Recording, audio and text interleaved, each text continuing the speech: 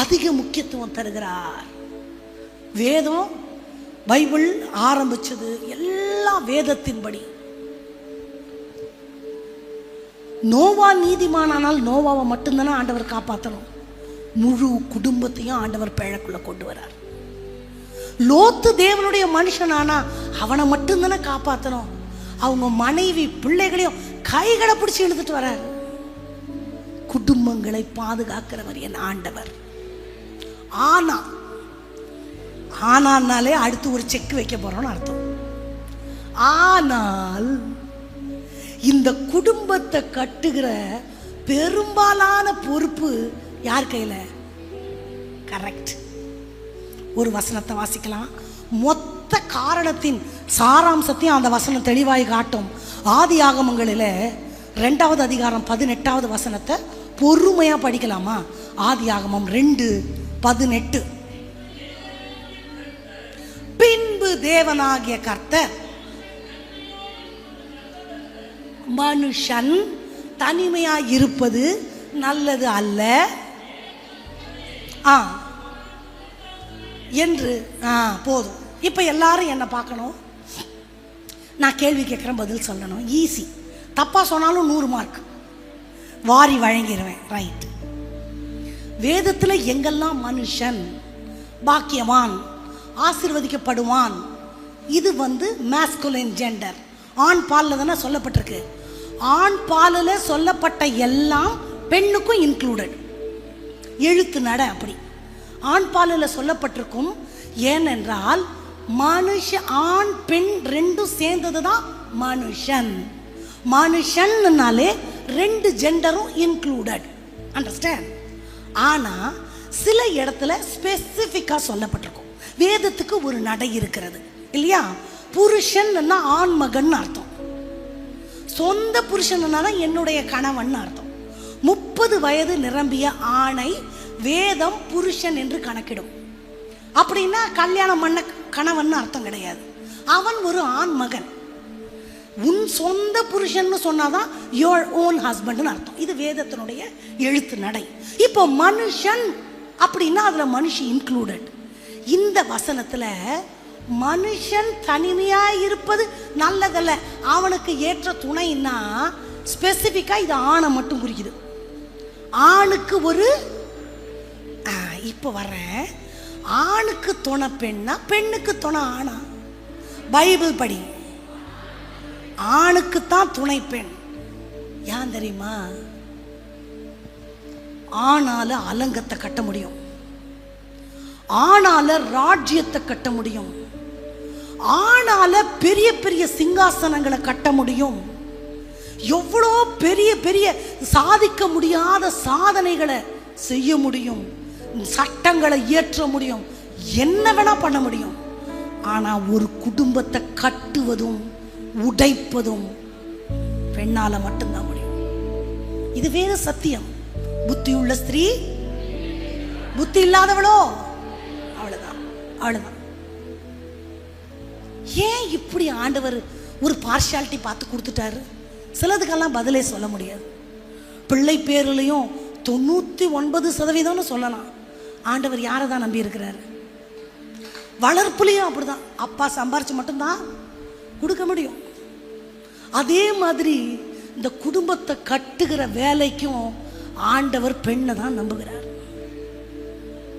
எவ்வளவு பெரிய பராக்கிரமசாலியா கூட இருக்கலாம், ஆனா குடும்பத்தை கட்டுறதுக்கு ஆண்டவர் பெண்ணை தான் நம்புறார். எத்தனை பேர் அது கரெக்ட்னு சொல்றீங்க? அல்லேலூயா. என்னோடு கூட நீங்க சொல்றது ரைட்டுன்னு சொல்றவங்க ஒரே ஒரு தடவை அல்லேலூயா சொல்லுங்க. பெரிய தேவாலயங்களை கூட கட்டலாம் சாலமோன், ஆனா குடும்பத்தை கட்ட முடியல. நெகேமியா மாதிரி அலங்கத்தை கட்டலாம், அரண்மனை எவ்வளவு பெரிய பெரிய சாம்ராஜ்யங்களை கூட கட்டி ஆளலாம். ஆனா குடும்பத்தை ஒன்று சேர்க்கிற பொறுப்பு பெண்ணுக்கு தான் அதிகம், ஆணை காட்டிலும்.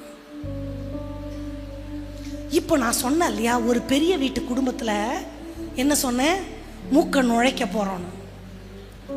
அதுக்கு மூக்க நுழைக்க போறோம். அதுலயும் எனக்கு சில கோபமெல்லாம் இருக்குது. யார் மேல? ஒரு குறிப்பிட்ட நபர் மேல. அவர் யாருன்னு நீங்க சொல்றீங்களா? பைபிள்லயே பெரிய பாஸ்டர், லட்சோப லட்ச ஜனங்களுக்கு தலைவன். சூப்பர். வாசிக்கலாமா அந்த அழகான வசனத்தை? யாத்திரையாகமங்களுக்கு எழுதின புஸ்தகம் 18வது அதிகாரம், யாத்திரையாகமம் 18 2வது வசனத்தை படிக்கலாமா?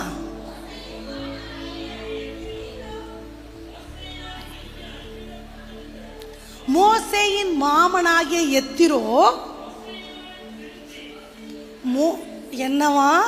இப்ப என்ன பாருங்க, மோசேயினால் திருப்பி அனுப்பிவிடப்பட்ட அவன் மனைவியையும் பிள்ளைகளையும் கூட்டிக் கொண்டு மோசையை பார்க்க போறார். கொஞ்சம் நிக்கலாம். எனக்கு மோசே மேல வந்த கோபம் கொஞ்சம் திட்டலான கோபம் வந்துச்சு. சிப்போராள் என் மனம் கவர்ந்த ஒரு பரிசுத்தவாட்டி. அந்த மாதிரி ஒரு சுவாபங்கள் நம்ம யாருக்கிட்டையுமே இருக்காதுன்னு நான் நினைக்கிறேன்.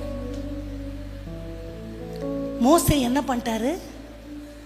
கல்யாணம் பண்ணி 2 குழந்தைங்களை பெத்த தன் மனைவி ஆகிய சிப்போராளை தன்னுடைய தகப்பன் வீட்டிற்கு திருப்பி அனுப்புகிறார்.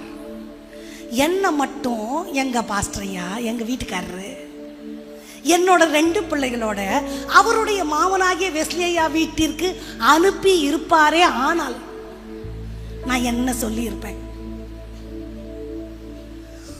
உமக்கு ஊழியம் தான் முக்கியம்னா நீங்க சன்னியாசியா போலாமல்ல, என்னை எதுக்கு கல்யாணம் பண்ணீங்க?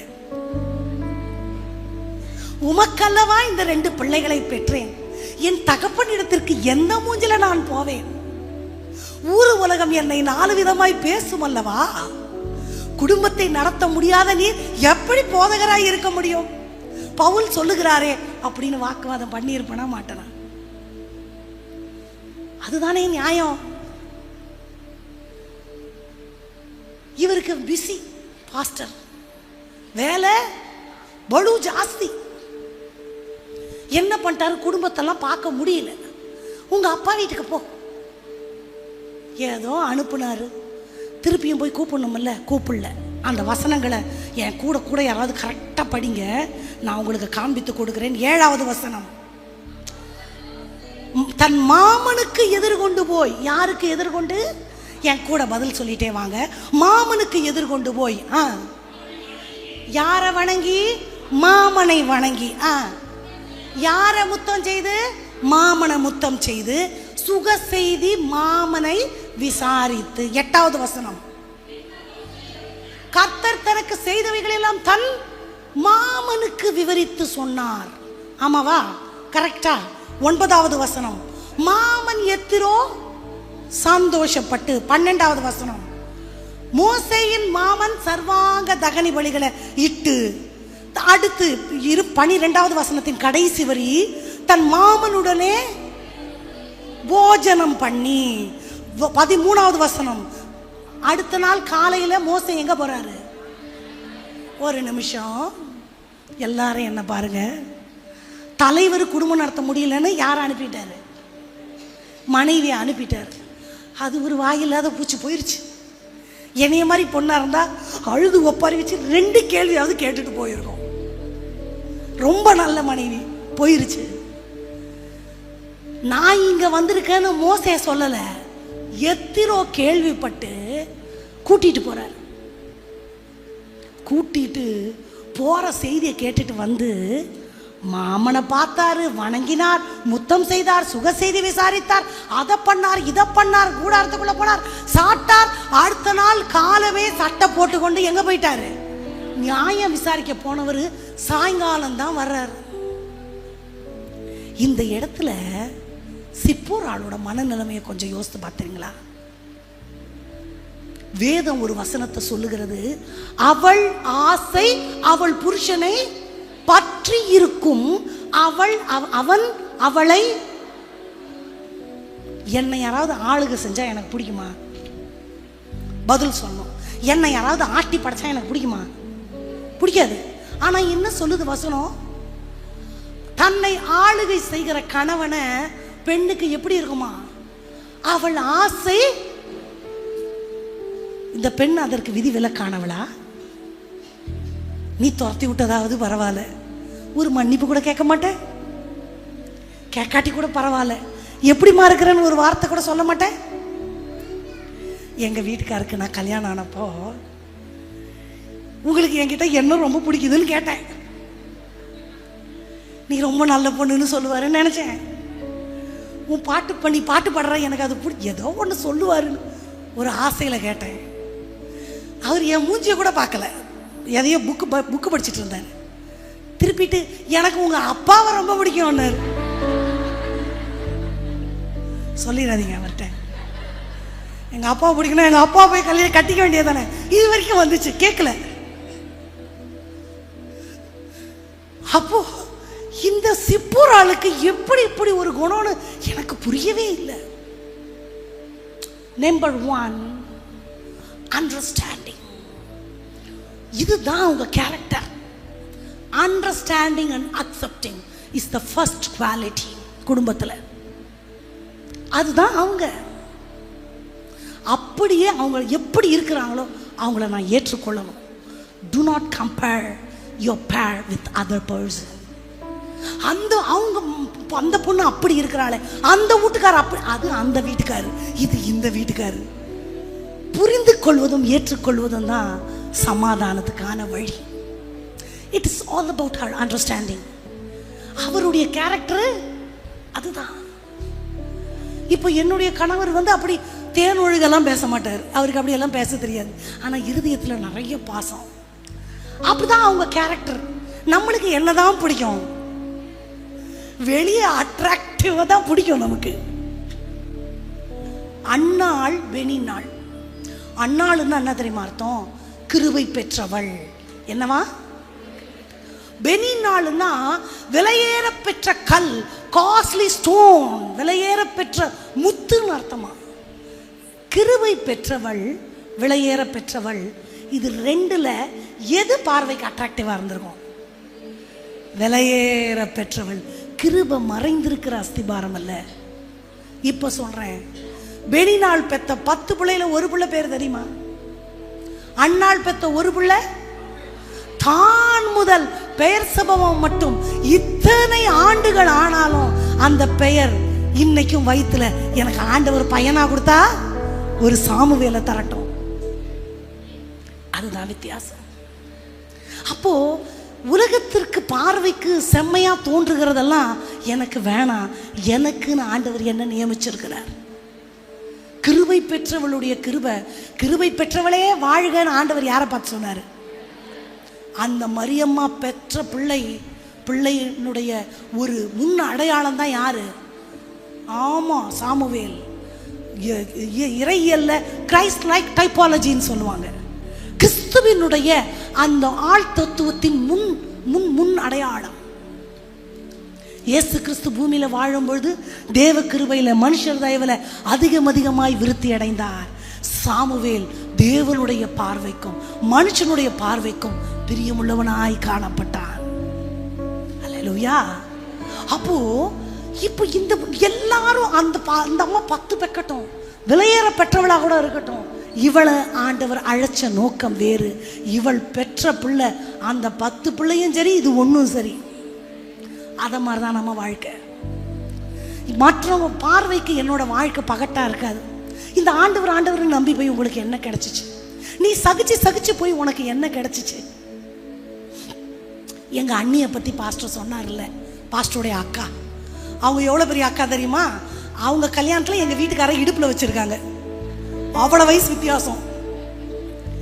இப்போ அந்த அண்ணி கூட நான் போனேன்னா எனக்கு பொண்ணுன்னு சொல்லுவாங்க. அவ்வளோ கியூட்டா இருப்பாங்க எங்க அண்ணி, உண்மையாவே. அப்போ இதெல்லாம் எப்படி அண்ணி தாண்டி வந்தீங்கன்னா அவங்களுக்கு விளக்கம் கூட சொல்ல தெரியாது. என்ன அண்ணி பண்ண முடியும்? அது அவ்வளவுதான். இதுதான் அக்செப்டன்ஸ். இது சில நேரம் உலகத்து பார்வைக்கு where is your self respect? நீ முட்டாளா, ஏன் நீ இப்படி இருக்கிற? இந்த உலகத்துக்கு அது கேள்வியா இருக்கும். உலகத்துக்கு அது பகட்டா இருக்காது. நீ அடிமை வாழ்க்கை வாழ்ற. ஆனா வேதம் காட்டுகிறது அக்செப்டன்ஸ். ஒரு சப்மிசிவ் கேரக்டர். ஏன் தெரியுமா? இது எனக்கு ஆண்டவர் கொடுத்தது.